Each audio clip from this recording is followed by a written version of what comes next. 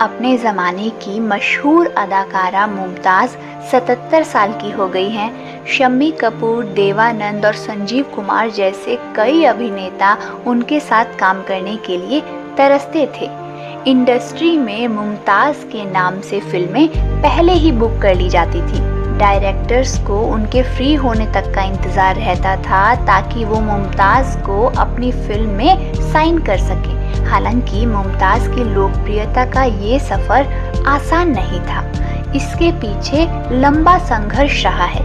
मुमताज़ जब पैदा हुई उसके 1 साल बाद ही उनके माता पिता अलग हो गए।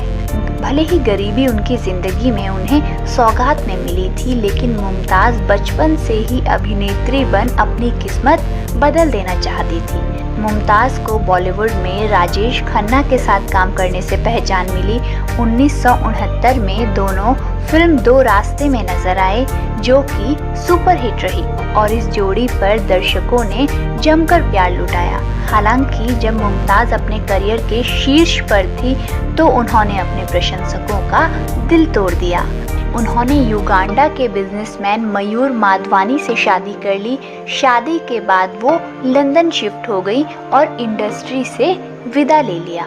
राजेश खन्ना और मुमताज़ की इतनी गहरी दोस्ती थी कि उनकी शादी पर काका फूट फूट कर रोए थे। कहा जाता है कि राजेश मुमताज़ के इंडस्ट्री छोड़ने और पति के साथ लंदन में बसने के फैसले से बहुत आहत थे।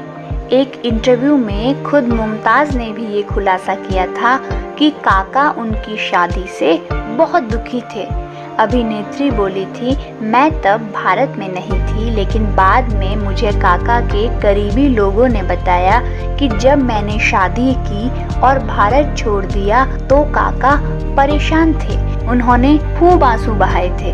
वो बोले थे कि मैंने अपना दाहिना हाथ खो दिया है। मैं इस बात से बिल्कुल भी वाकिफ नहीं थे, क्योंकि काका एक ऐसे शख्स थे जो आपके मुंह पर कुछ भी कहने की हिम्मत नहीं रखते थे।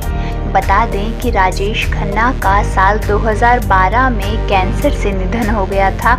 जब वो कैंसर से जंग लड़ रहे थे, उस दौरान उन्होंने लोगों से बात करना बंद कर दिया था।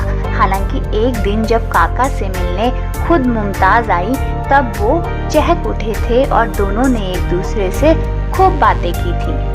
आपको बता दें कि मुमताज़ भी तब कैंसर से जूझ रही थी और उन्होंने जब ये बात अपने सबसे अच्छे और करीबी दोस्त राजेश खन्ना को बताई, तब वो ये सुनकर काफ़ी दुखी हो गए थे।